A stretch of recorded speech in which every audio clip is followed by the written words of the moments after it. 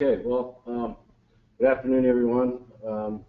My name is Gary Stewart. I'm the Communications Duty Officer Coordinator at the National Interagency Fire Center.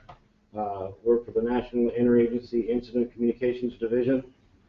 And Martin was kind enough to invite me down to do the presentation for the communications breakout. I'd like to do this breakout a little bit different than we have been running the webinar so far. If you have a question, please raise your hand or type it in, and we've got a couple folks watching. If you can talk, we'll have you ask your questions, or we'll have them read to us. So once again, thank you for attending this communications breakout. So we'll just go right in and get into the presentation points. Some of the discussion points we're going to talk about are some of the 2014 incident communication issues that we saw at NAICD.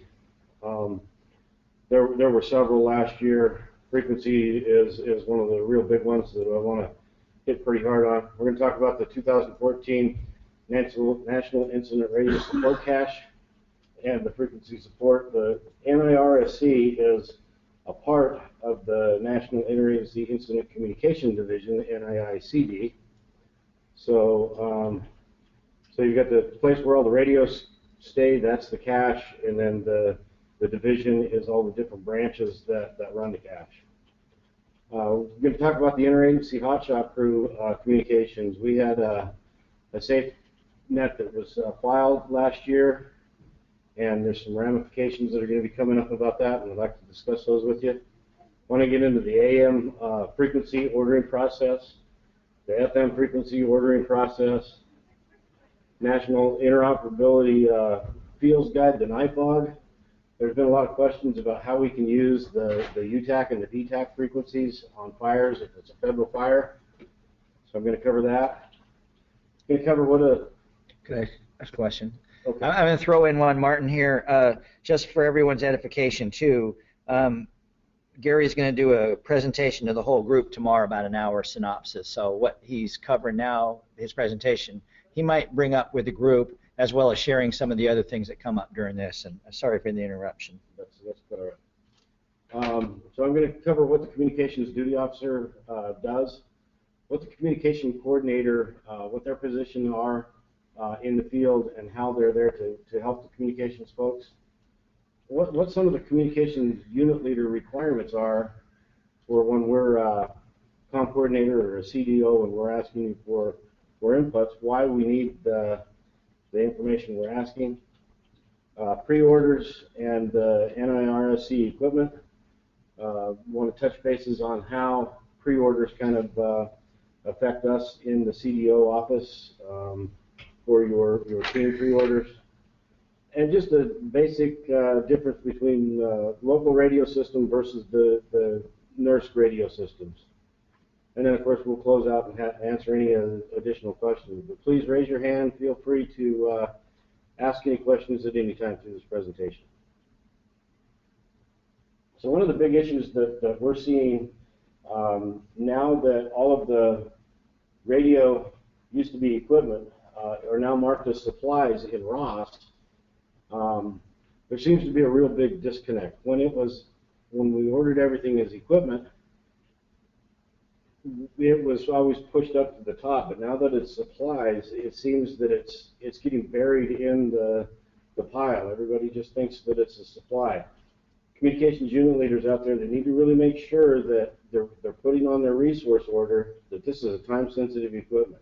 If you've got to go in and talk to dispatch or expanded dispatch, whatever you need to do, make sure that you're marking this stuff that it's time-sensitive, because it gets buried underneath everything else when it's just marked as supplies anymore. So as a communications unit leader, you're going to have to do that.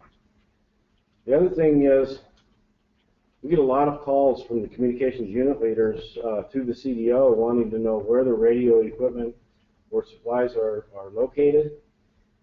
And when we get an order that comes in through the CDO office, we fill it, it goes out our back door, and then it's up to the cache on how it's shipped. We got a lot of questions about, hey, this is critical. We need this information. It's got to be chartered. If you have to have a charter on something, we have no say in the CDO office as how it's going to be shipped. So if it truly does need to be chartered, you're going to have to make sure that you're marking that. It's probably going to take IC signature that this is a critical incident, because ultimately the IC is responsible for all of those requests for chartering and stuff. So we want to make sure. And it really puts a lot of stress and strain on the CDO office. We know that your fire is important, but we're dealing with multiple incidents, not just yours. And when we have to stop and try to track a piece of equipment down or supplies down that you have requested, it really takes a lot of time on us. It also takes time on you guys. The other issue that comes up is, now that we're marked as supplies also, and we have what's called ICBSR, which Marcus talked about yesterday at the caches, that's how we track everything. So when an order comes into Ross, we as the CDO, we determine what frequencies we're going to put on that equipment. If it is a repeater or whatever, we put it to the back door. We push it to ICBSR.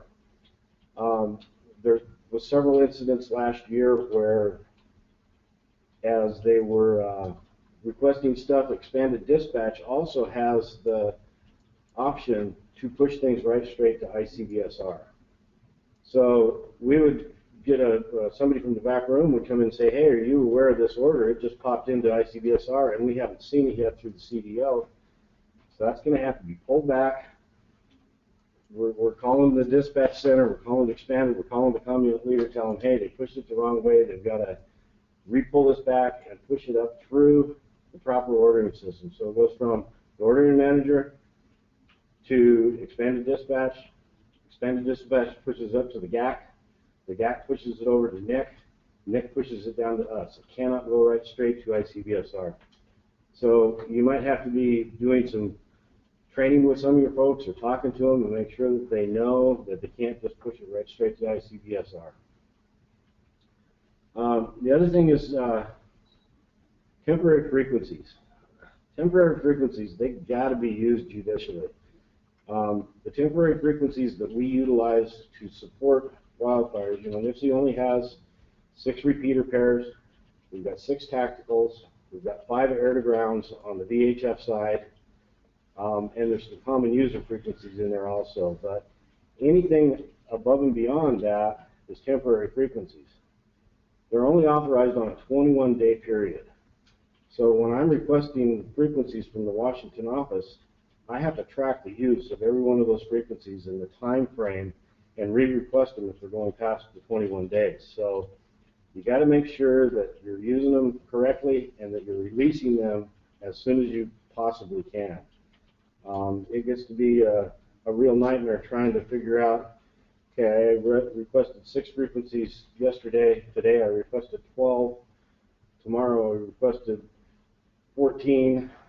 And trying to keep track of when those requests came in and when I have to ask for them again, the mother may I, if you may, it just gets a little bit tough to do. So please make sure as a communal leader you're tracking those frequencies, you're using them, and you're releasing them as soon as possible. To go along with that, as releasing as soon as possible, if you have an incident that is being transitioned back to a Type 3 or a local forest, if you have one of our special repeaters, we go C1 through C6. We have our build-out plan with C8 through C12 that goes with the C1, C6. If you get anything up above a C18, a C54, C76, whatever, we want those frequencies or those repeaters released first, and we need to keep the C1 through C6, C8 through C12, even if you have to redesign your system. You've got to get those things back to the Washington office. So just make sure that you're aware of that. I'm going to bump on over. Does anybody have any questions on any of that stuff that I just covered? Hearing none, I'm going to bump into some of the incident communications that we had from last year. Complexes and their issues, building and breaking down multiple teams on complexes. You know, when we have these large fires that go on and we have 3 or 4 teams on those fires, a lot of times your pre-order comes in as your team is getting ordered out. There might already be somebody in place, and now we've got this pre-order and we're having to call the comm leader to say, hey, have you got that? You know, if there's a comm coordinator that's out in the field at the time, he's calling you and saying, hey, what do you really need? You know, we need to have real good coordination and planning in conjunction with what you guys are requesting for out there in the starter systems when we're having these multiple complex fires. The other one is the zone IA boundaries that most of the teams are being given. You're being given a big area, your area of responsibility. Well, the NIFC equipment, we only have so much, and it's really not the radios, the repeaters that are the problem. It's actually the frequencies that it comes down to be a problem on the management of. So I'm going to be hitting really hard on that. But if you're given a large area of initial attack, you need to be talking to the forest or the district that you're on or whoever is your sponsor and see if you can use their actual radio system to do your initial attack. The NIFC stuff is all low power. It's not designed to cover an entire forest. It's to cover operations in those areas. So if you're given a large area of initial attack, you might have to be going to the forest saying, hey, if we have initial attack, can I build another 205 and put a contingency in place so that we can use your forest net to be able to dispatch for the initial attack areas that we have. Our systems just are not designed for covering an entire area. A couple of fires last year, the fire itself was 350 acres. They had 5 of our repeaters out there, and it was all for initial attack. We don't have the luxury or the frequencies or the spectrum to cover those kind of incidences. So we need to ensure that you guys are talking to the local units and utilizing their radios, even if you have to do a separate 205. We get a lot of questions about Type 3 teams.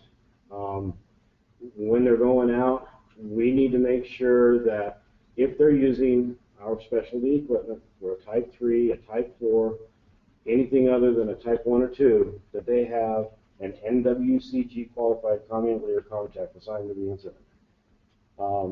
We'll send you radios, or handheld radios, we'll send you satellite phones, but any of the repeaters, the aircraft links, the crossband links, any of that stuff is considered specialty equipment, and we need to make sure that we have an NWCG qualified person out there to take care of it.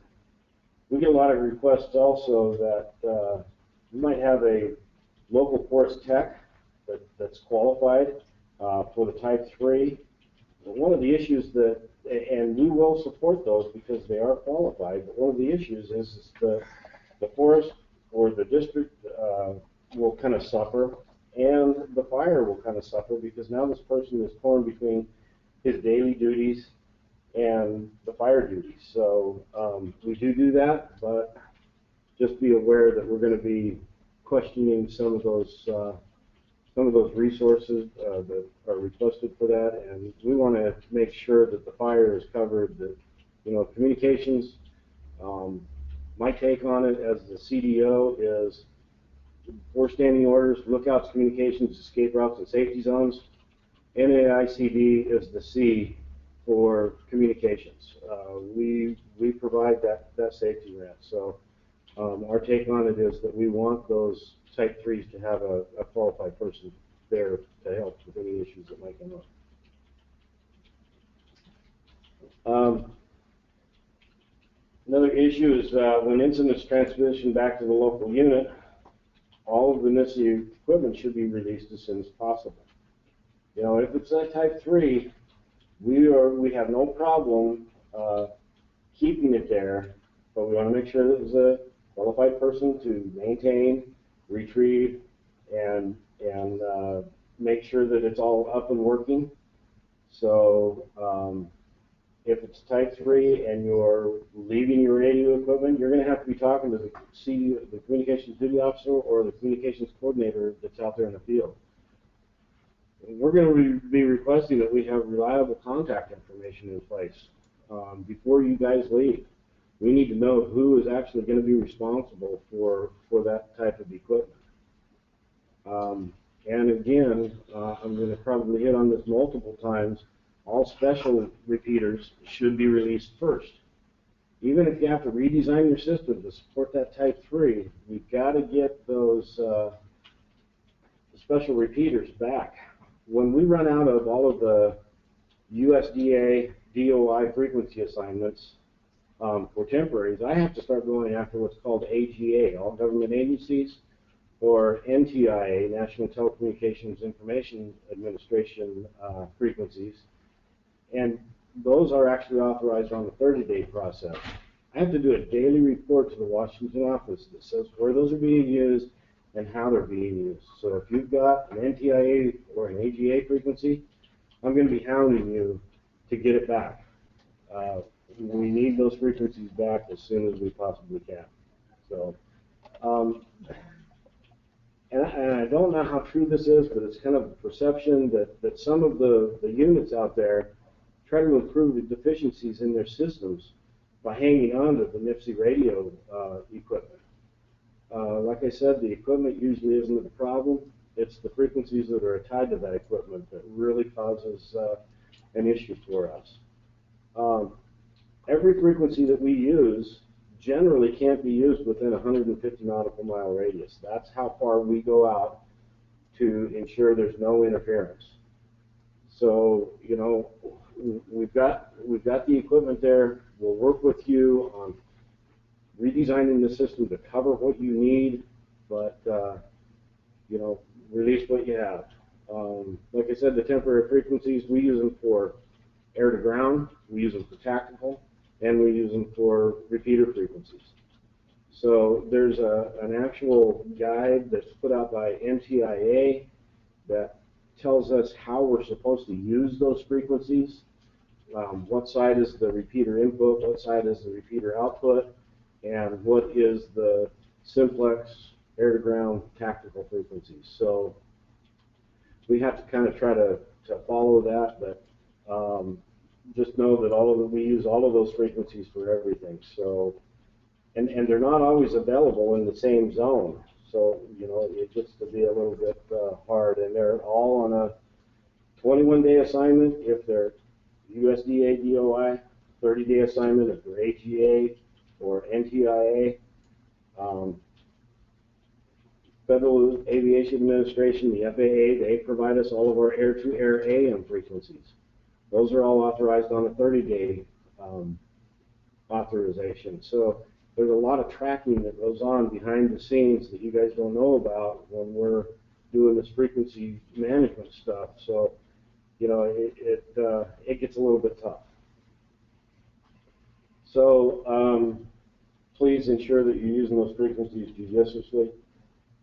When you're ordering frequencies for an emergency incident, when that incident first pops, we're asking that on your pre-orders you put one air-to-air AM, one air-to-ground FM for your air frequencies. And if you need a full starter system, request it, but be calling us and talking to us about it.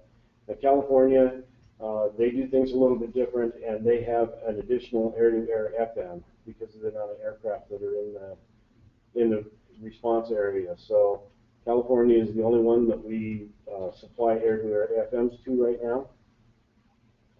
But, you know, right off the bat, there's three frequencies that are tied up: an air-to-air AM, an air-to-ground FM, and an air-to-air FM that gets a little bit tight when now we're having to go after repeater pairs, tactical frequencies, everything else. So I just got to hit on you guys as common leaders, please release those frequencies as soon as possible. not just the air-to-airs, the air-to-grounds, but the tacticals, anything that you can possibly get rid of and out of your pocket is greatly appreciated. Now, I did say that we can't reuse those within 150 nautical mile radius. There are times that we will use terrain or special circumstances that we can get down into a tighter radius on some of those things, but the air-to-air AMs, those are engineered by the FAA, and that is actually what they go on their engineering, is 150 nautical mile radius to protect everything. Okay, so don't place radio orders directly to IDGBK through ICBSR. You got to make sure they're going through the right process. They got to go through expanded. They got to go up to the GAC. They got to go over to the NIC, and they got to come back down to us. Otherwise, it just causes a mess, and we're looking for stuff, and we're getting delays on frequency requests. And I've said it before, but in the PowerPoint I got it here, equipment is not normally the issue, it's the frequencies attached to them. So when we start going to NMAC and telling them, hey, we're getting really tight on frequencies, there's a reason for that. And it could be that, like Martin said yesterday, if they have an area command team, they might start prioritizing who gets what frequencies. NMAC might have to come in and start prioritizing who gets what. Everybody treats a radio anymore like it's a cell phone. We've got instant communications on everything. You know, you as community leaders need to do your best to teach radio etiquette.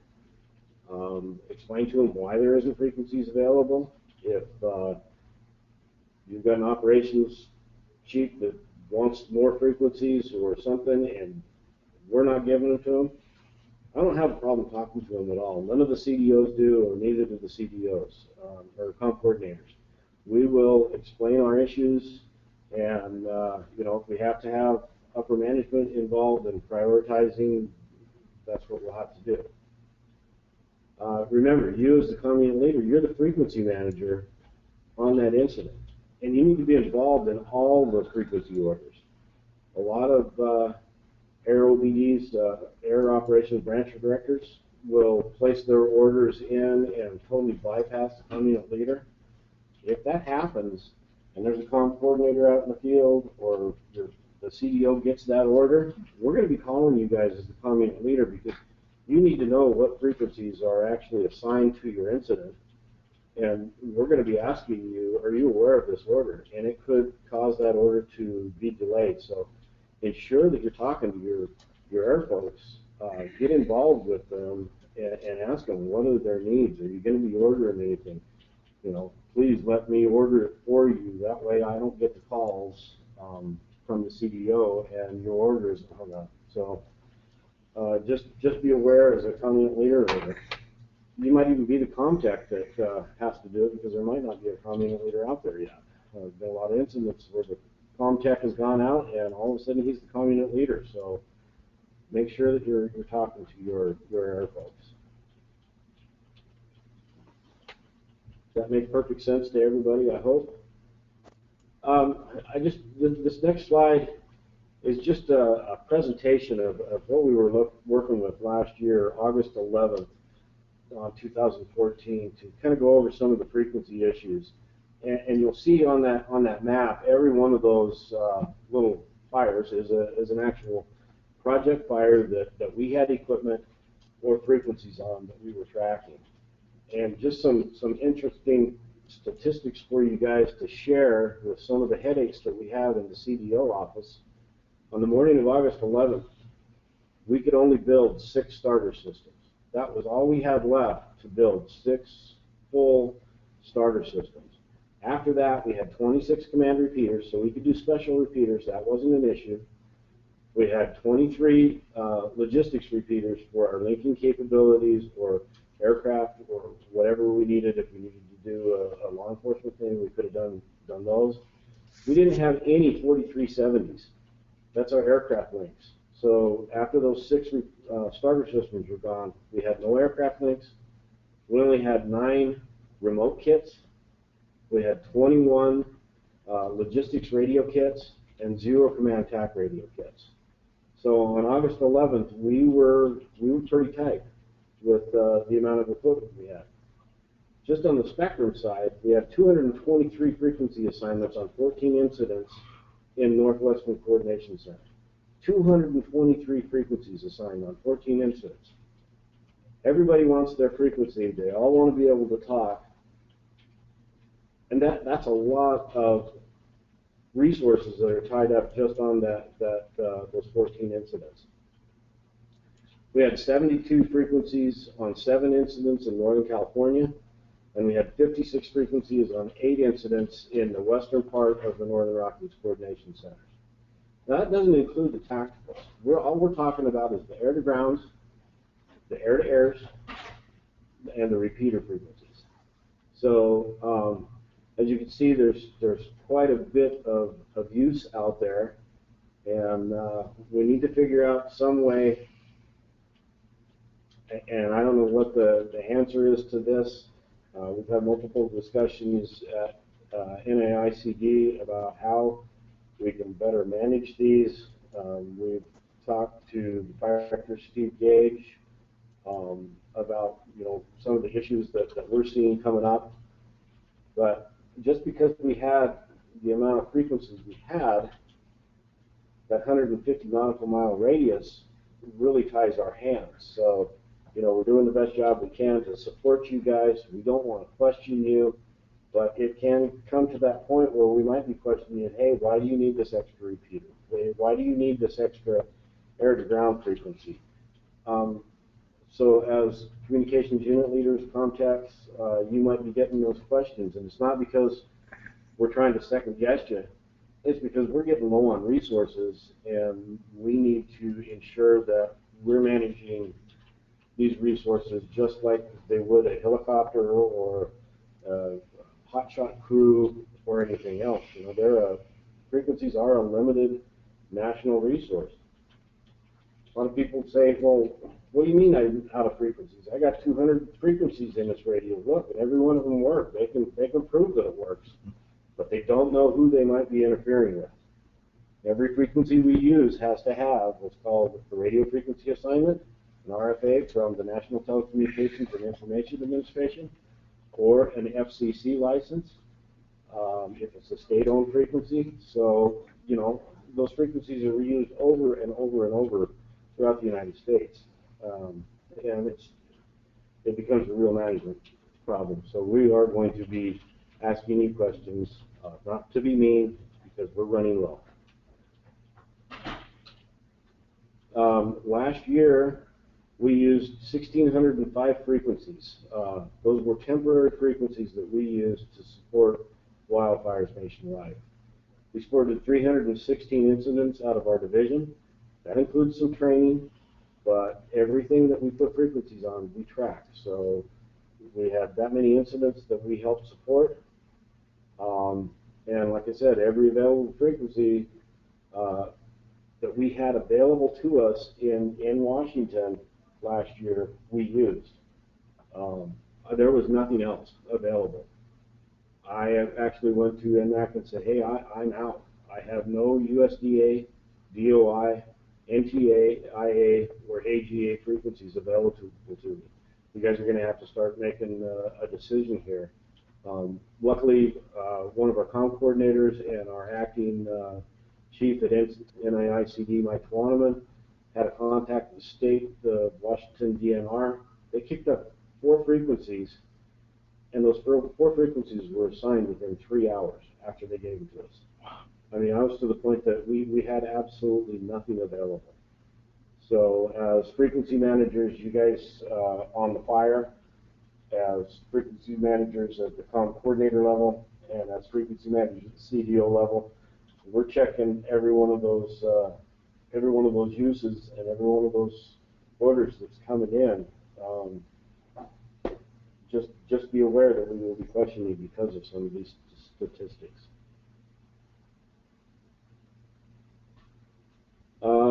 Okay, so does anybody have any questions about how many frequencies we used and why we're going to be questioning anything?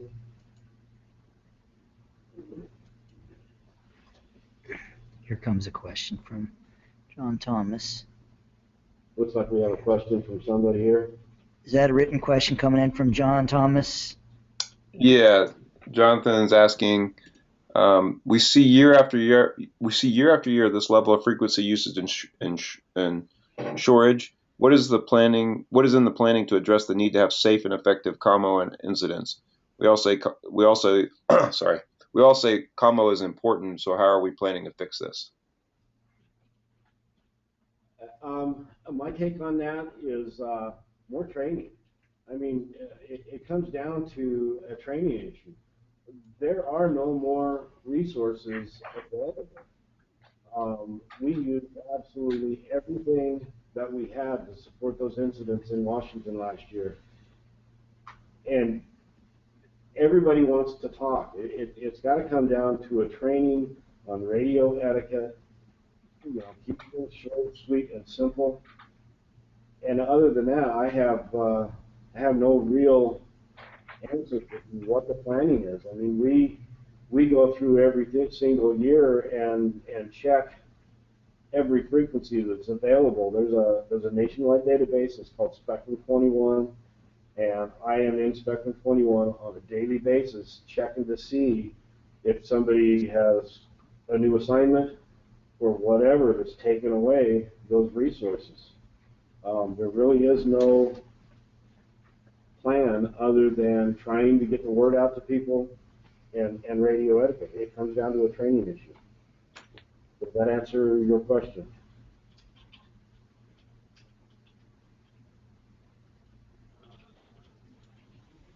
I unmuted you for a second. John, do you need to comment any further?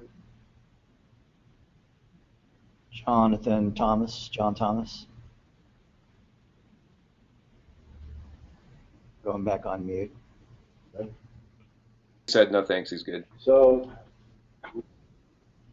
He's good. okay, thank you. Sorry, I can't see the questions as they come in, so I appreciate your help on getting those questions answered. So now I want to go over some of the interagency hotshot crews communication issues that they are having. And this is going to tax the comm unit leaders, it's going to tax the comm coordinators, it's going to tax the CEOs, and me to try to come up with more frequency allocations, because they're saying they keep throwing the safety card out there. Look, it's lookouts, communications, escape routes, and safety zones. If we can't talk, we can't do it. Last year we had 12 to 16 crews, hotshot crews on the same fire. There are what we call their inter-crew frequencies. NIFC several years ago, NAICD worked with the hotshot community, and we gave them 4 frequencies for their intra-crew communications.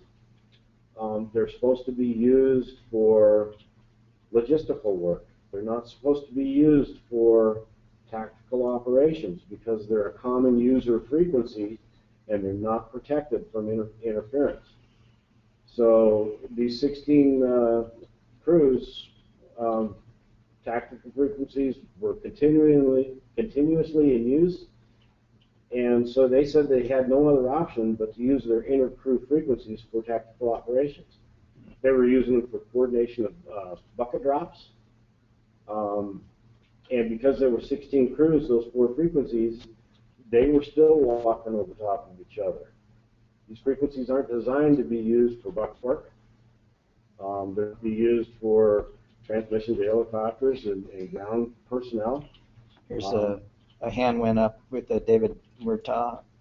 Can you're self-muted, David? I just tried to unmute you. Do you have the ability to talk? Your hand is up, David Murtaugh. Murdo?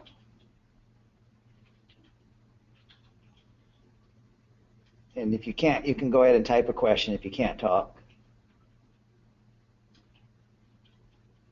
One of the complaints that the hotshot community complained about is the frequency issue is breaking down to LCES fundamentals because they don't have enough frequencies. We realize that, but we don't have the resources to support them. 200 and some odd frequencies in use in Washington, and we were doing the best job we could to try to separate those out. Now, this actual SafeCom was filed on a fire in Idaho, but because of the difference in terrain in Idaho, they were so much higher. They were looking right down into some of the fires in Washington and Oregon, and we couldn't reuse those frequencies. So we understand what they're saying. They were getting interfered from other hotshot crews, especially in their mobiles. Now, none of the RFAs that we have on those inter-crew frequencies are supposed to be put in their mobiles. Again, this comes down to a training issue. How did we do fire 10 years ago? Somebody would walk down the line and talk to people. Now they're sitting in their vehicles and trying to talk to them on their mobiles, which are outputting 50 watts power. They're walking over top of everybody. And the hotshots told us that the only solution was to get another frequency. John Thomas raised his hand, and I unmuted you, John. Yeah, can you hear me now? Yeah. Hey, great. I've got a microphone. Hey, under the topic, no, the dumb question is the one that's not asked, and I am ignorant in frequencies to a degree. I understand the idea that the given frequencies themselves are short, but can you address this toning issue? And is there a way to use one frequency as an example? Those 4 frequencies amongst those 16 shot crews, but each shot crew has their own tone frequency. How would that imply, or does that imply? And then you mentioned technology or we don't have the hardware technology right now. But I was trying to get in my last question. Is there anything that we can, and I'm not going to say it haphazardly, but throw money at to improve this communication issue, which anybody that's been in the wildland service more than a couple of years knows has been an issue for decades. But we have time and time again in fatality and accident investigation, there's always been some type of a communication issue. So is there not something that NASA or the DoD or Motorola, is there not some capability out there that we maybe just don't have the hardware? And that's it. Thank you. Okay, so that's kind of a two-part question. I just muted him down. You're okay. It's kind of a two-part question. The first one is the tones. Tones are designed to decrease nuisance interference. Okay, so it comes down to physics. When a frequency is used, that frequency is being used regardless of if it's toned or not.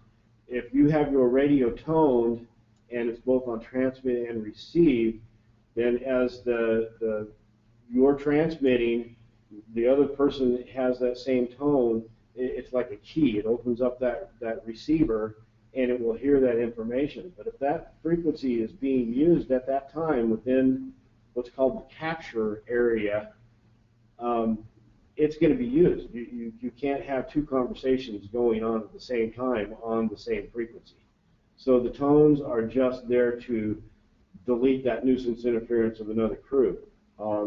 If you're looking at your radio, the top of it, the yellow light might be on that frequency is being used, but you can't talk over top of it because of that.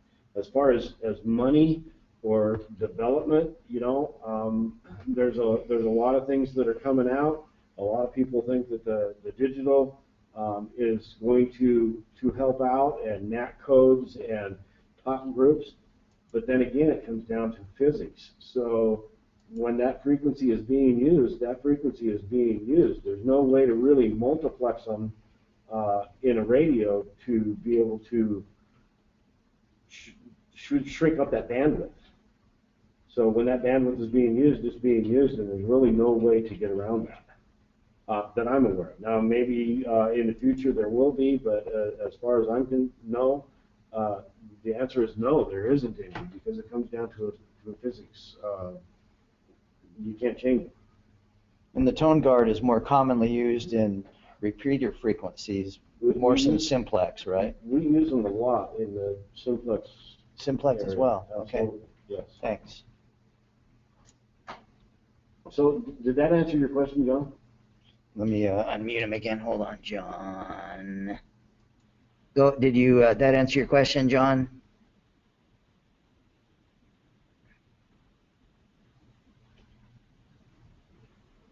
If not, go ahead and ask again. If you have a different question, go ahead later. Okay, he's good. David Murtaugh. All right, so continuing on with Hold you a sec. Hey, David Murtaugh, you had your hand up earlier. Did you have a question? You are live now. David Murdoch. Okay, go ahead. Sorry. So if you're not aware of what those frequencies are, all of the communications unit leaders should have what these frequencies are that the hotshot are using, because you are the frequency manager. I know a lot of times I've actually been on fires where shots have come in and I've asked them what they're using, and they'll say, no, you don't need to know. It's my frequency. Well, as a frequency manager, you really do need to know. So these are those frequencies that they're actually using. Every hotshot crew is given a tone. Like I said, they're not authorized or intended for exclusive use. These are common user frequencies. There are about 1,890 RFAs, radio frequency assignments, on those frequencies throughout the United States. So they are used over and over again. You use tones to reduce the nuisance interference, just like I said just a minute ago. But not all of the crews are using those tones. Another thing that comes down to training. On the Bendix King radio, to enable both the transmit and receive tone on the squelch switch, if you turn it counterclockwise, there's a little click. When it's in that click or indent position, both transmit and receive tones are turned on. It comes down to how you have your radio program for priority scan and everything else. So I think there needs to be just a lot more training. That is going to be the real big saving grace on use of frequencies. Once again, the intercrew frequencies are not authorized for mobile radios. Tactical operations are not to be conducted on the intercrew frequencies. They are strictly for logistical stuff. They're not for tactical operations. That cuts down on situational awareness for everybody else that doesn't have those frequencies in their radios. So, you got to protect both sides, the shots that are doing the elite hard work, or the crew that is doing mop-up. They all still need to have the same information. So use of intercrew frequencies not authorized for operations on any incident unless issued by the NIFC CDO or COMC to the communications unit leader. Now this year, I imagine that the comm unit leaders are going to get hit up with wanting frequencies for their hotshots. We will do our best to supply those, but that frequency has to come from the comm unit leader. It has to be written on the 205. Everybody has to know what's going on. It might be for a burnout operation. It could be for something else. We'll do our best to support it, but you guys as comm unit leaders are going to get hit with these questions. Just some more of the continuing on, utilization of the frequency programmed in the radio from their home unit. A lot of people are just bringing their frequencies, their radios, and saying, hey, I've monitored this frequency for 12 hours. I haven't heard anybody talk on it. Let's go ahead and use that. That's illegal for them to do that.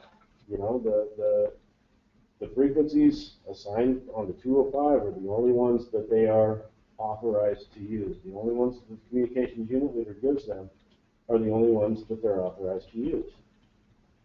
So intercrew communications on unauthorized frequencies can impact non-fire safety of life and property.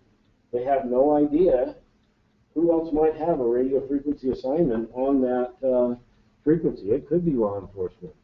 So, you know, you're saying that the crew out there in the fire is saying, hey, I haven't heard anybody, let's use our home unit.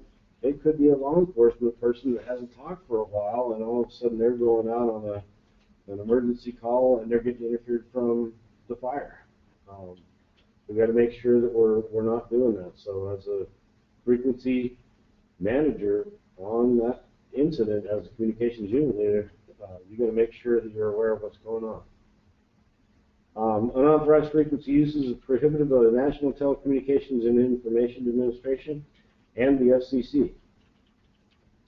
They can actually go out and start monitoring some of the fires. There can be up to a $10,000 fine per violation if somebody gets caught doing that. There have been several letters written by the NMAC, and you know, there's if you go to this website, NISI.gov, you go into the National Multi-Agency Coordination Group tab under NMAC Resources and References. There's appropriately used of frequencies letter there. If the community leader needs that, go to this website, download this this letter from NMAC and read it in your morning briefings.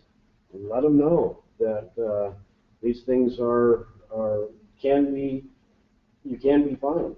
And this is what's coming from the fire directors, that we have to manage these frequencies and use them appropriately. So it's a good resource for you. It was written last year. We've got several letters out there, but if you need an updated copy, go to this website and download this appropriate use of frequencies.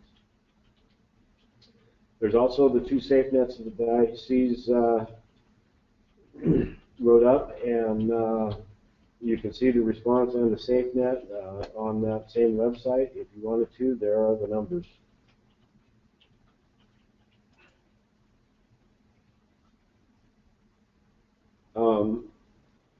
The IHCs are kind of been policing themselves, the hotshot crews, for the frequency sharing. They need to continue on to do that, but maybe as communications unit leaders, we need to get a little more involved and say, hey, look, you know, you're going to this fire, this side of the fire, you're in this division. Hey, you're on the other side of the mountain, you're on this division. Why don't you guys use this frequency? Just like we do with the tacticals. If we have to do that, there's a way to do that. If a hotshot crew comes to the communal leader and asks you for an intercrew discrete frequency, you need to tell them no. It needs to come from operations. Those division soups and operations folks out there need to know what these IHCs are using in case they are using this as tactical frequencies. So you're probably going to get hit with some of the crews coming in and saying, I got called last year on a fire that was down in Arizona. The guy said, hey, we got 6 hotshot crews on here and we need a discrete frequency.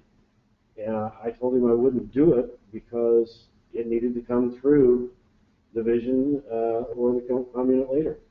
We're not going to take calls just from a hotshot. It's got to come from you guys as the communal leaders' contacts. And that has to go through the resource ordering process like you mentioned earlier? That will have to go through the resource ordering process. If it's a inter-crew tactical frequency, we're probably going to want an A number on it. That's the only way we can track those frequencies. So we're probably going to have to order that one up so that we can track it.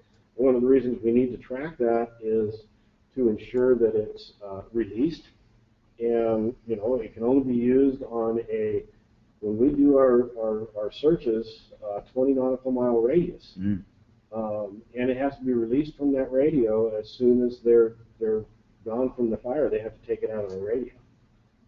So as a comm leader, you need to make sure that you're telling them, okay, here's this frequency. It came from the CDO. It came from the comm coordinator.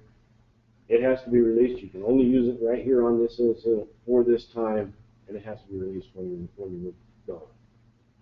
Adhere to the frequency, authorized frequency policies.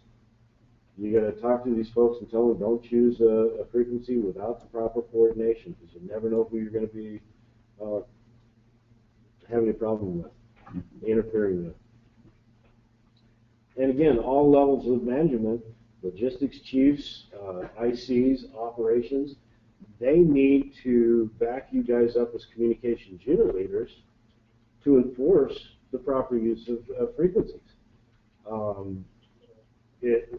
For years, I've tried to say, hey, you know, you're using this illegally, and go to my logs chief and say, hey, what can we do about this? And nothing ever happens about it. We need to get upper management buy-in that, hey, we need to properly police these frequencies, otherwise they're going to continue on doing what they're doing. There needs to be some kind of administrative action or something for people that are using these illegally. One of the things that we are doing, we're researching some potential frequencies available for the hotshot crews. They're in the UHF band, the military band, 398, 399. We do have some RFAs on those. We're looking at doing some more tests with those frequencies. We're looking at dual band radios. We're looking at testing the digital mode for the hotshot crews to see how that actually works. And that goes back to the question that was asked earlier, are we trying to do anything with this? And yes, this is some of the stuff that we are looking at. It's not so much as throwing money at the problem, it's trying to come up with a viable solution in the best legal way that we can to protect the firefighters that are out there.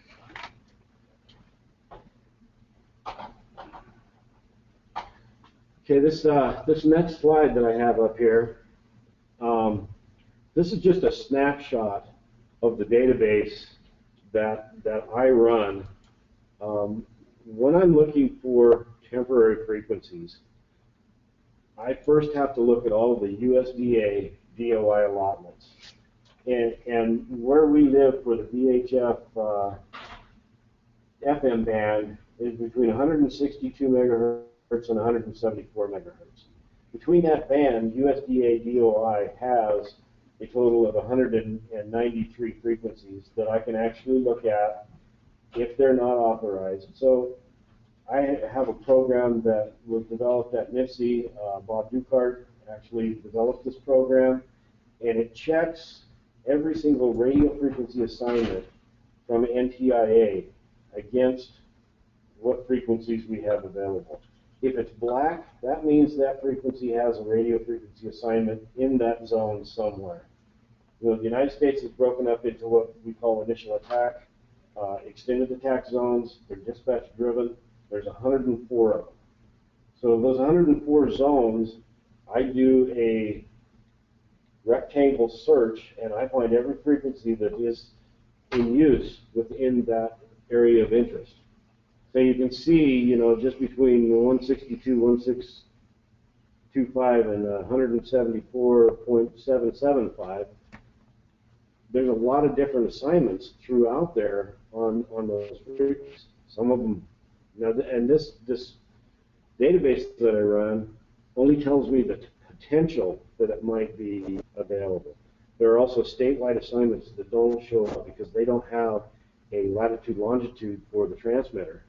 So if it's a statewide assignment, it doesn't show up. So I have to do some extra digging and extra searching to ensure that a frequency truly is available. So it's just kind of a snapshot to show you what I kind of go through when I'm looking for frequencies.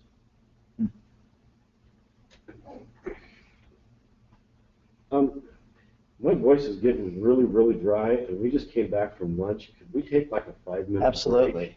Absolutely.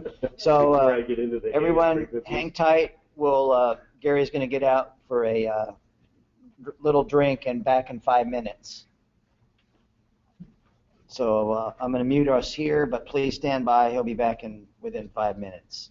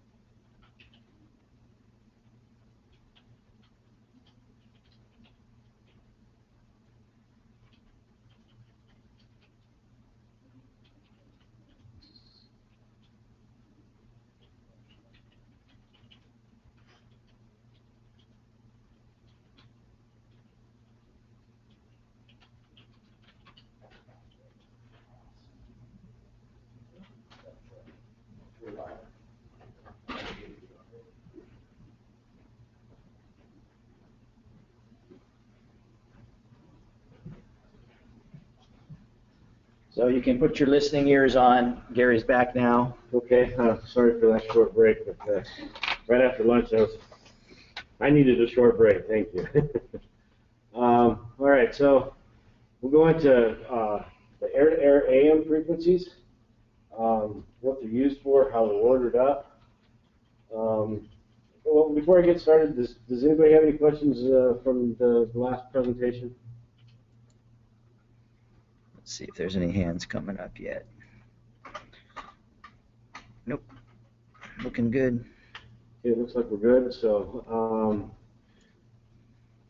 the use of VHF AM frequencies is, of course, restricted to air operations only. All the VHF AM frequencies that we get assigned to us are authorized by the FAA. They do engineering and they protect them They are all FCC frequencies, but FAA is the holder of those. And the only person that can talk to the FAA is the CDO coordinator to request frequencies. So, or CDO, not CDO coordinator. If the COM coordinator is locally, he can be talking to them. But all of those have to be ordered through ROS. Every single air-to-air AM frequency must have a ROS order on it. There's certain information that we have to take off of that we provide to the FAA.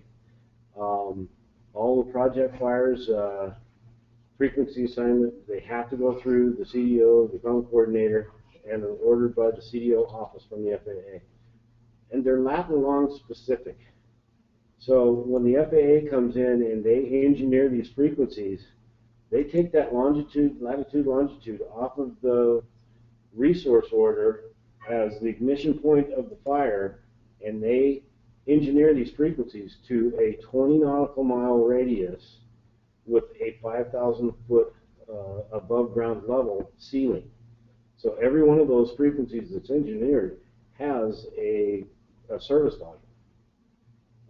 So we need to make sure that you as a COM unit leader are talking to the air ops and ensuring that their TFR is not outside that 20 nautical mile radius and they're not using those frequencies above that 5,000 foot AGL ceiling.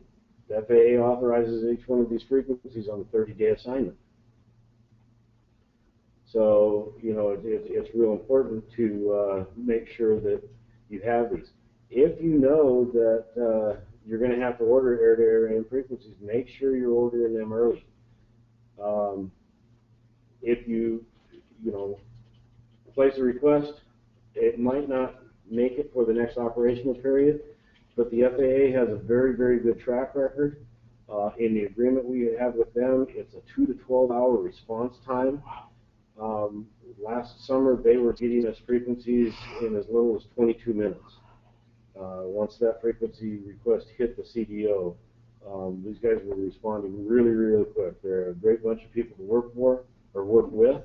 They're a true interagency partner in supporting wildland fire. We don't pay them. It comes out of their FAA budget to support the air operations. So, you know, I work really hard to keep a good working relationship with all the FAA frequency managers. So as a COM unit leader, you need to make sure that you're talking to your Air Ops branch director regarding their airspace operational changes. If you've got a fast-moving fire that's growing outside of that 20 nautical mile radius, you as a COM unit leader, you know, me sitting in the CDO office, I have no idea how far that fire is growing. As the frequency manager on the fire as a COM unit leader, you need to be talking to these folks and see if that TFR, temporary flight restriction area, is growing outside that 20 nautical mile radius. And be talking to the COM coordinator or the CDO and let us know what's going on so that we can coordinate with the FAA. You know, your frequency might have to change. Last year on the King fire, it changed twice. We were able to get one of the frequencies authorized on a 50 nautical mile radius. That helped out a lot, but the FAA sometimes has to change those frequencies if your space requirements change, your operational airspace requirements change. Your frequency may have to change. So as a coming leader, you need to be talking to those folks as the frequency manager. So anyway, we've got great response from the FAA. They work well with us, and I can't say enough good about them because they're absolutely wonderful to work with. This picture is, I believe it's a 1993 snapshot of the spectrum. That is the spectrum that the FAA operates with. And every one of those circles is a radio frequency assignment that they manage. Wow. So I looked for an updated picture. I could not find one. But, you know, just to show you some of the stuff that they're dealing with, you know, you'll see in Southern California, up around Spokane or Seattle, Washington, It looks like it's almost totally white in there because they have so many radio frequency assignments. So just be aware that this is some of the issues that we deal with on a daily basis. I wish I could get one for the band that I use to support Wildfire in the FM band, 162 to 174, and see what that looked like. I could probably do it, but it would take me probably a year, and I don't think my boss will pay me to do that. So, but it'd be fun. So your air-to-ground frequencies. So your air-to-ground frequencies will be ordered by incident through the established ordering process, ROS. Everything has to come through ROS. They'll all be placed up to NIC and then forward down to the CDO, and the CDO will fill those. Now, when we have comm coordinators out in the field, a lot of times the CDO will give the frequency information to the comm coordinators, and they may fill your frequency request when you call them and say, hey, I got a new request coming up to you. They're going to want to see that ROS order, though. We have to see the ROS order. If you're calling in and saying, hey, I've got this request, I know Air Ops is going to be hitting me with it, I'm sending it in right now, and we don't get the request and we've given you a verbal and you start using it, we're going to get frustrated with you. I guess that's a good word to use, that you haven't sent your request in. So you need to make sure that you're sending those requests on up through the ROS system. But you might have your frequency earlier. So as a CDO, coordinating all the national FS and GOI, like I said, we check every one of those frequencies first. When your air frequency request comes in, it's going to have an A number, and a lot of times the comm coordinator or the CEO will tell you, hey, these are your frequencies that you've got. It's A1, it's your air-to-air AM, we'll read off the frequency, A2. When you're releasing those frequencies, you need to make sure that you're putting in your general message form and releasing those frequencies back through the ordering system. So, you know, you'll be having to put those A numbers down that we've given you when you're releasing them. So the COML will request to assign all report all frequency used on the incident to the CDO or the comm coordinator. So we're going to be asking you for some of that documentation. We're going to ask you for a copy of your 205. We're going to ask you for a copy of your 220. That way, we see it, it's in the plan, we know that the right frequencies are being used. We're all human. Sometimes we make mistakes in the CDO office. We might have fat-fingered a frequency and given it to you, or you might have written it down wrong. But, you know, there are mistakes that made, so when we're asking for that 205 or that 220, we're verifying that what we gave you, what we filled in ROS, and what we have in our database that we track is absolutely correct. So that, you know, that's the reason why we're asking you for these frequencies. Additional frequencies may be available on a temporary basis. You might have a burnout operation that you need a discrete frequency for. A lot of times the CDO or the comm coordinator will give you a frequency, but we're going to want to know when you're going to use it, how long you're going to use it, and we're going to want it released by the time you tell us that operation is over. So we do have some additional temporary frequencies that we try to hold for those things.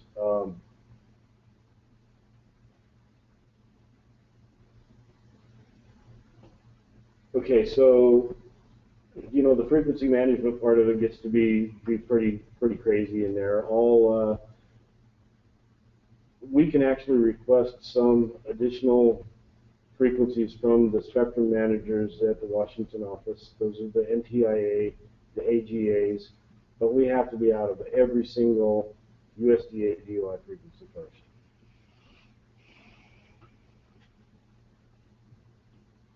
Excuse me. I'm not used to talking this long.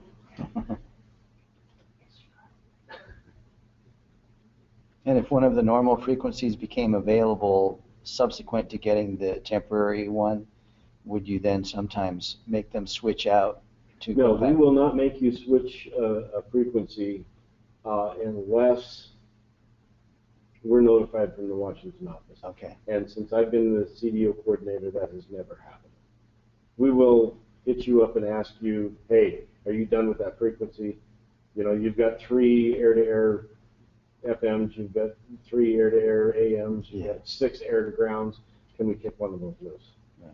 You know, we might be canvassing the area, asking to what we can share, especially on the multiple teams on a single complex incident.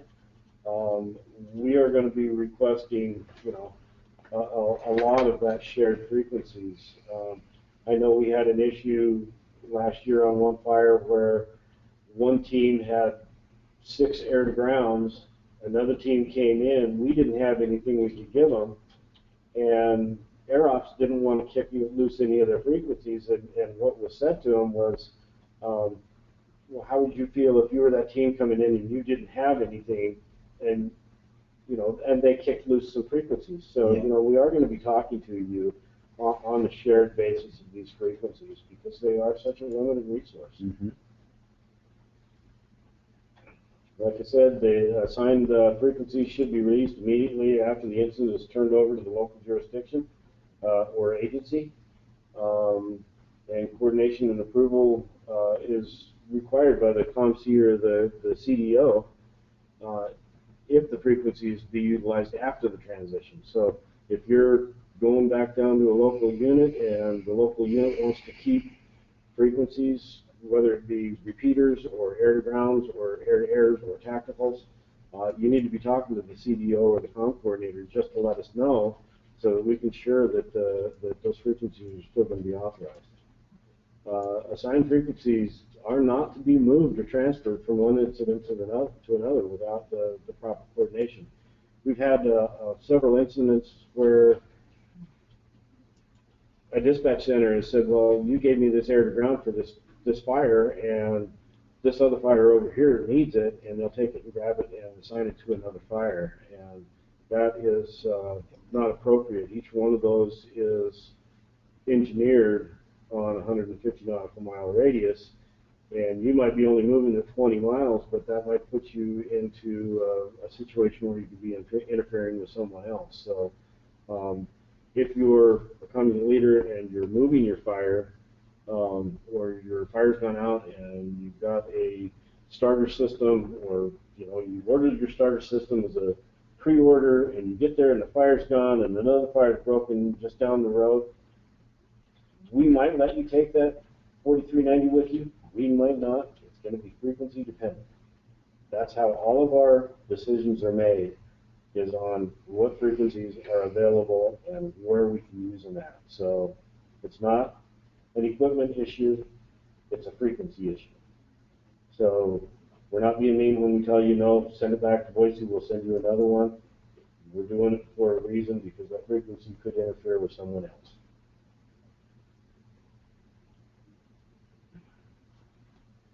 All right, so does anybody have any questions on the air-to-airs or the air-to-ground frequencies? Just checking.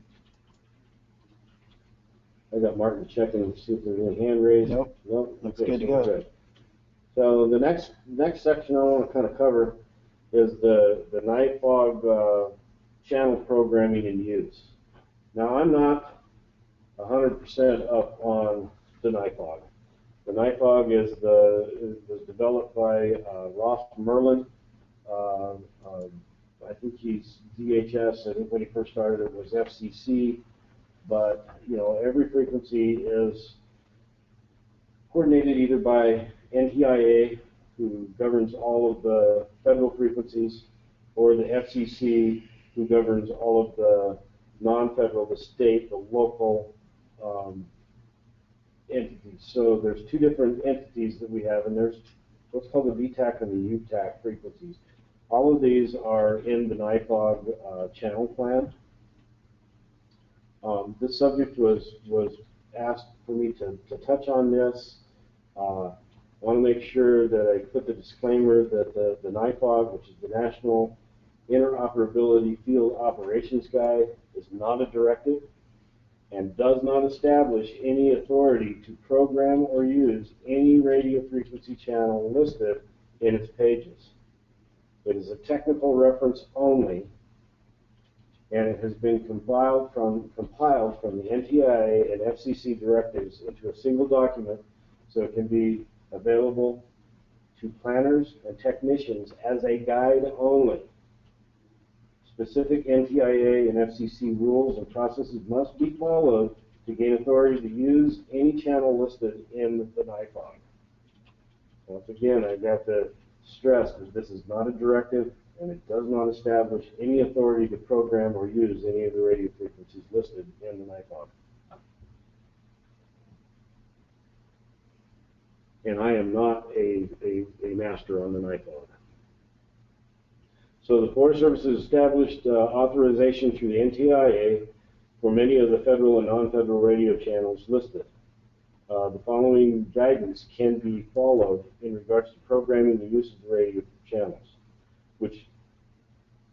for which authorization has been established in the Forest Service radios. So programming any of these frequencies in there, as stated above, only channels that have been authorized can be programmed into Forest Service, BLM, National Parks, BIA, federal entities can only program these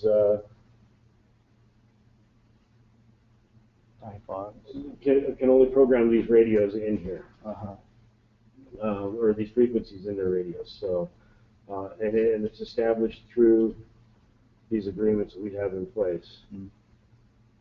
So, you know, we've got some of the VHF incident response, federal interoperability channels. NTIA doesn't want us to write down the frequencies. They are in this guide. If you have access to one of them, you can pull up what they are, the NC1, the IR2s, the IR1s, whatever frequency you're looking for. If it's law enforcement interoperability channels, those are all the LE frequencies. If it's a UHF incident response, you know, those are the IR frequency 10, 11, 12. The UTACs, the law enforcement, those are the UHF frequencies, and they're all listed in the guide if you need to know what those frequencies are. The following non-federal interoperability channels identified in the NIFOG have RFAs established in the USDA and can be programmed in Forest Service radios. Now, I'm not stating about DOI, Fish and Wildlife, National Parks. I got this information from the Forest Service spectrum managers, and that's why it states Forest Service, because I am Forest Service. So I'm touting the Forest Service rules here, but I believe that they also follow the DOI follows the same rules, and there are RFAs established for the DOI, but I didn't have time to check my notes. So you've got the VCAL, the VTAC, 11, 12, 13, and 14, non-federal, the UTAC, and some 800 stuff, but we do not work in fire in the 800 stuff. That's mainly National Mutual Aid stuff that we're working with cooperators. NISI does not have any 800 radios in our cache.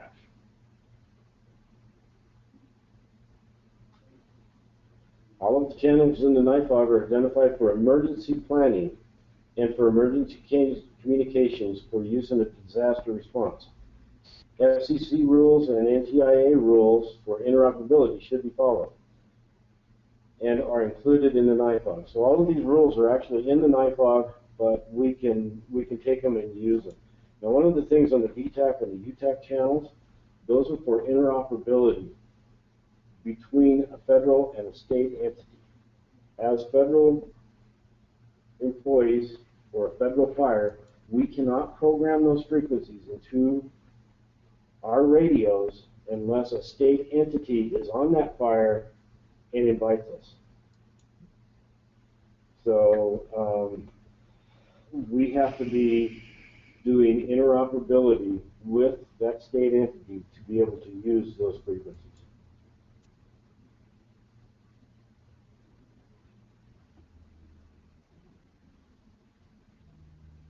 Federal interoperabilities are licensed to the agency through the FCC.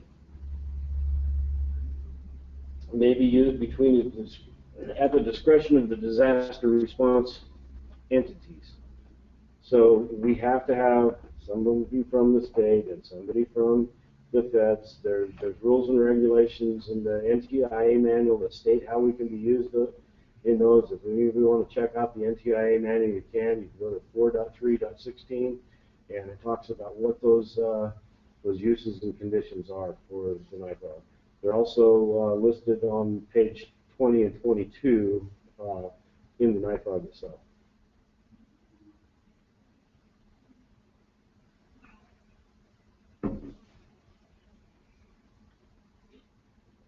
So some of the key points that for conditions of use for federal interoperability channels are: these channels are restricted to interoperability communications and are not authorized for routine or administrative uses. Channels are to be used exclusively for joint law enforcement task force communications for the LE channels or federal, state, and local government interoperability emergency channels. They're not to be used within 5 miles of the Mexican border or within 75 miles of the Canadian border. There may be additional restrictions on some of these channels also. Potential users for these channels should be familiar with how the RFA is written, what it actually states in the RFA for your output power, your emissions, your bandwidth, and understand what the restrictions of any of these channels may be, what they may be used for. Use of these channels should cease upon the conclusion or resolution of the emergency response or incident at hand. You need to release these frequencies as soon as there's no more interoperability requirements. So make sure that you're using them as they're designed. Any long-term or use other than emergency disaster response as described in the NIFOG should be licensed on a separate RFA or FCC license. So if it is a long-term event, we could be asked to put in for what, through the NTIA, what would be called a short-term assignment or an STA, if we're having to utilize these frequencies for long term.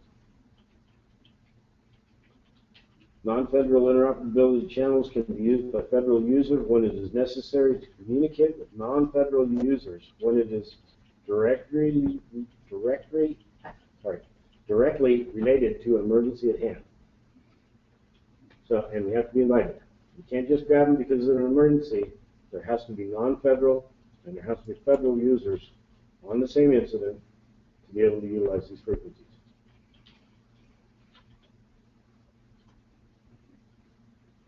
Key points to note under the condition of the use of non-federal interoperability channels: non-federal licensees must give verbal or written concurrence. So a verbal handshake is good enough to be able to use these. Operations are under the control of the non-federal licensee. So CAL FIRE, for instance, could tell us that we can use the VTAC channels, and that's good enough. We can use them for that incident as long as there's people that are both federal and non-federal on the thing. These channels should not be used between federal agencies or exclusively by any single federal agency. So we're not able to get on them and use them just because they're there. You have to have a license. There may be some chances where some incidents or cases where these channels are included in MOU, mutual operations of understanding, between a non-federal and a federal agencies, and we can use them beyond the scope of the emergency response if there is an MOU in place. So that would be a case where we might not have to go after an RFA if it's a long-term situation, but that's going to be on a case-by-case basis. Also, you can get an electronic copy of the latest NIFOG. I've got the website listed there. If anyone wants to download that copy, they can. You've got it on the computer. You can read through it and understand it probably better than I do. I've got several copies of it. You can order them hard copy, but probably the best way is to go to that website and download that guide. Anybody have any questions on the NIFOG channel programming and use? Nope, nothing showing up right now. Okay. Next section I want to get into is the Communications Duty Officer. Now my position is the Communications Duty Officer Coordinator. I'm the one that finds all of the temporary frequencies for you guys to use. I help bring in additional CDOs. We have several of us that work at NIICD that rotate through the CDO duty on a weekly basis. During the day, if it's Monday through Friday, you'll probably get me, but anytime after that, you'll get one of the 6 of us that rotate through. We also depend on the militia. We have a lot of ADs that we bring in, and they will set CDO duty. So what we do is the CDO, National Level Coordination and Assignment of Incident Frequencies and Equipment. We don't really track in the CDO office the handheld radios, the remotes, but because you can change the channels on those, you can change the frequencies, but if it's a repeater, an aircraft link, a link frequency, any kind of air frequency, if it has a frequency assigned to it, we're going to track that in the CDO office. Duties and the responsibilities of the CDO include, we help determine technical capabilities between proposed incident radio systems and radio frequency assignments for the national interagency fire and aviation community on a national basis. We're not looking at just the geographical area, we're looking at the entire nation. When fires go off, we're tracking every single incident that's going on nationwide. We coordinate with the geographical area coordination centers in assigning tactical, command, and air frequencies. We resolve incident radio frequency interference issues related to the incident radio system within the United States and coordinate international interference issues with Mexico and Canada. So we're trying to do the Canadian coordination and the Mexican coordination. If that happens, that's going to be done through the CDO office. We're going to track all frequency assigned to the GAC and incident projects. Every single frequency that we use to support wildfire or all-risk incidents that are going on that have NIFC and IRSC radio equipment, we are going to track. We coordinate with the USDA Forest Service and the Department of Interior and the Federal Aviation Spectrum Managers on temporary frequency assignments. We're constantly on the phone with these folks, making sure that we can use these frequencies. We have a huge database that I can tell where every single frequency that I have requested is in use, where it's available, and how it can be used. So we have a huge, huge database that a lot of work goes into. We also track some of the personnel. We'll get calls for communications technicians, communications unit leaders, and the communication coordinators. We help to track and see if we can fill any vacancies or any outstanding orders that are out there. We have people that call in all the time and let us know that, hey, I'm available, you know of any assignments, and we'll be calling the COMM unit leaders and asking if they have any. One of the other things that we do out of the CDO office is we help get trainees out. So the CDO might be calling you as a COMM unit leader and saying, hey, I've got this trainee that really needs an assignment. Can you take me now? Please check with your logistics chief and your ordering folks and see if they'll let you take trainees. Trainees are a very vital part of our operations to support wildfires, so if you can help us get these people out, we'd greatly appreciate it. We're also there to help you solve any equipment issues that you may have or any kind of interference issues that you may have. All of our technicians are available to help take technical calls. Most of the CDOs can help you walk through a problem you might be having on the incident. And so we're there to help you. So when communication requirements exceed normal operations, the CEO may request a GAC to assign a COM coordinator. So communications coordinator is kind of an extension of the CEO office, but they're taking care of everything on a local geographical area rather than the entire United States. And it gets really, really busy in the CDO office when we're talking to COM coordinators, because we've got one assigned, we're talking to common leaders because we don't have one assigned, and there's a lot of stuff going on. So when we get so busy that we cannot handle it, we might call the Northwest Coordination Center and say, hey, we think it's kind of time to pull the trigger. Can you order up a COM coordinator? And we will coordinate with the folks in our office and determine who is available, who's the best fit, and usually name request a COM coordinator to go into a GAC.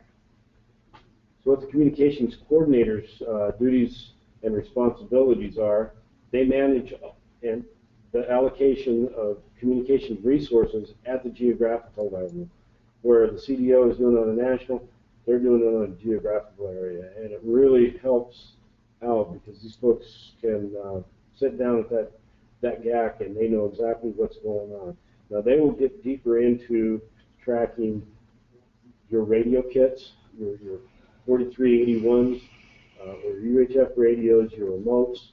They'll track every piece of equipment that you have where the CDO doesn't.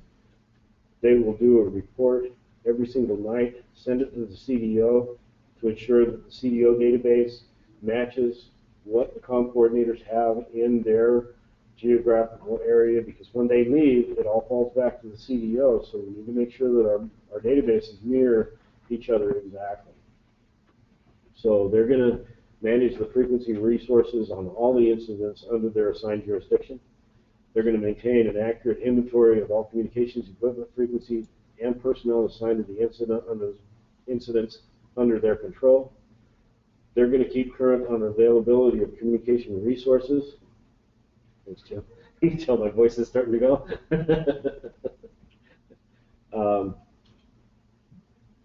They're going to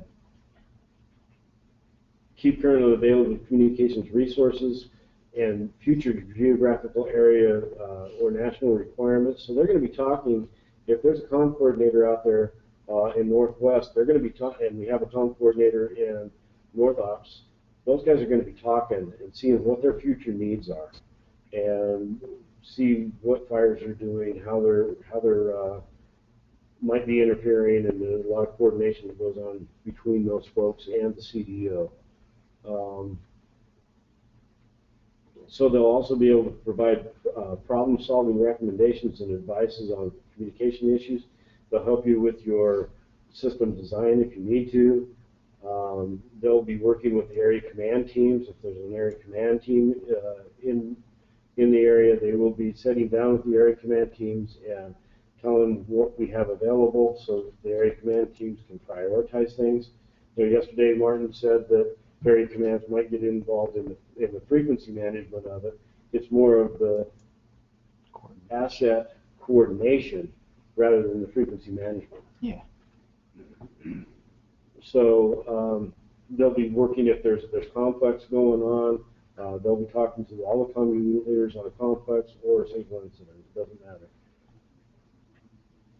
They have to take into account all the priorities nationwide as well as geographical also. So they're there to help assist you guys in any way they can. It's probably easier to get hold of the COM coordinator sometimes than it is the CDO. If there